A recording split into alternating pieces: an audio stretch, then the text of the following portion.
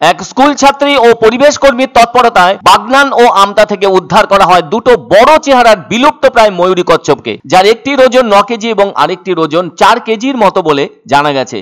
তবে বাগনানের বৈদ্যনাথপুর গ্রামের এক স্কুল ছাত্রী অঙ্কিতা পাঁজা ভাত খেয়ে ব্যাগ গুছিয়ে স্কুলে পরীক্ষা দিতে যাওয়ার জন্য প্রস্তুতি নিচ্ছিল।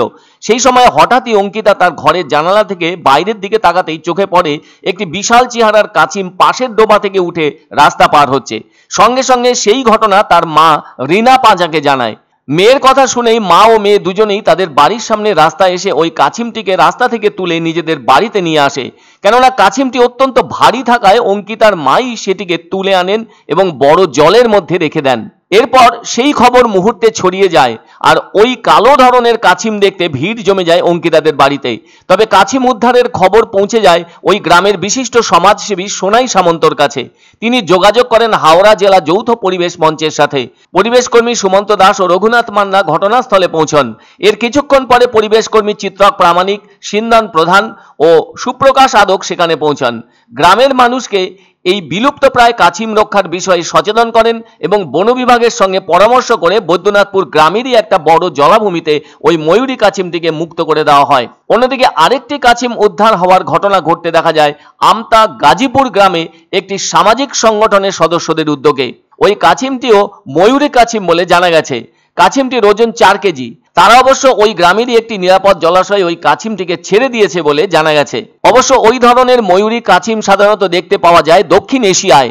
তবে হাওড়া জেলার ভেতর তিল কাছিম বেশি দেখা যায়, আকারে ছোট এবং অনেকটা গোলাকৃতি ধরনের। আর এই ময়ূরী কাছিম ওই গোলাকৃতি কাছিম থেকে একেবারেই আলাদা।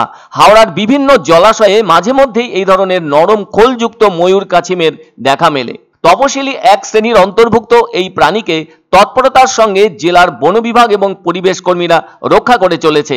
এদিকে হাওড়ার বাগনান ও আমতা থেকে বিলুপ্ত প্রায় একই প্রজাতির দুটো কাছিম উদ্ধার হয়, যাকে ইংরেজিতে বলে পিকক সফট সেল টার্টল।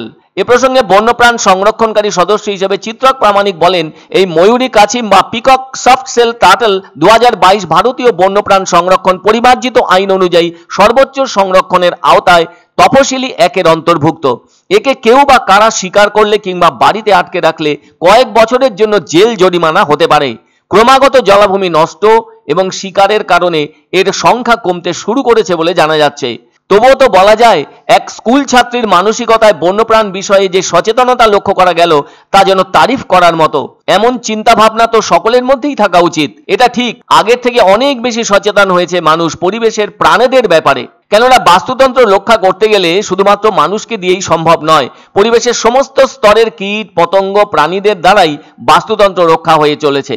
সেই উদাহরণ সোমবার হাওড়ার বাগনান ও আমতা গ্রামে স্পষ্ট হয়েছে দুটি বিলুপ্ত প্রায় ময়ূরী কাছিম উদ্ধারের ঘটনায়।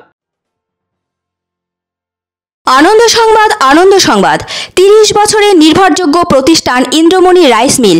আমাদের কয়েকটি জনপ্রিয় ব্র্যান্ড হলো তাজ, বরলি, খুশি ইত্যাদি। আমাদের factory outlet CG trading company, Dinbazar, axis ব্যাংকের পাশে, জলপাইগুড়ি। এখানে সুলভ মূল্যে গুণগত মানের সব ধরনের চাল পাওয়া যায়। Phone number 9547029475। পছন্দসই সেরা খাবার খেতে হলে সোজা চলে আসুন রুচিসম্মত আধুনিক মানের রেস্টুরেন্ট রাজদরবারে। কেননা এখানেই আপনারা পাবেন ভোজনের রাজকীয় অনুভূতি। শুধু পুজোর সময়ই নয়, সারা বছরই রকমারি খাবার সরবরাহ করাই এই রেস্টুরেন্টের আভিজাত্য। আমাদের ঠিকানা রাজদরবার, রাহুতবাড়ি, বাবুপাড়া, জলপাইগুড়ি। ধামাকা ধামাকা ধামাকা! সানরাইজ মার্বেলের নতুন শোরুম শীঘ্রই আসতে চলেছে জলপাইগুড়ি গৌরীয় মঠের পাশে নতুন করলা সেতুর কাছে।